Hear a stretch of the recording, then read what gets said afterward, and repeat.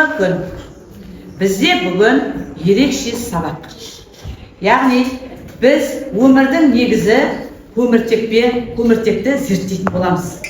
Біздің сыныпта болашақ ғалымдар және ерекше қабылдайтын оқушылармен білім алатын боламыз. Химия бұл формула емес. Бұл бізді біріктіретін орта болып табылады.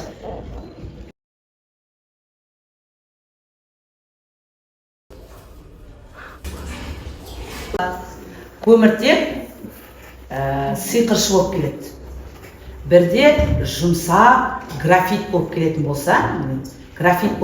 болса, бірде ол қатты алмаз ретінде кездеседі.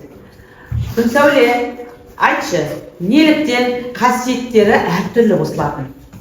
Бұл олардың кристалдық тор құрылысына байланысты.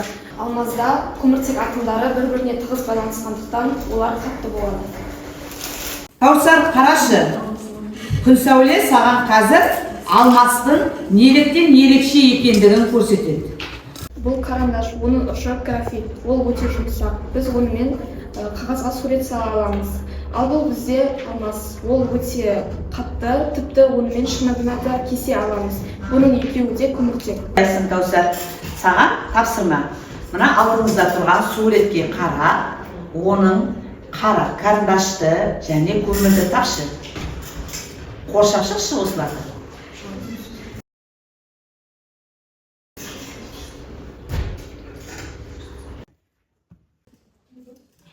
Көмірдің түсі қандай?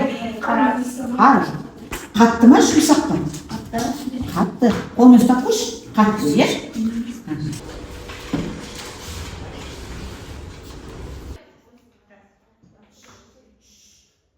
Көмірдің түсі қандай? Жазшы.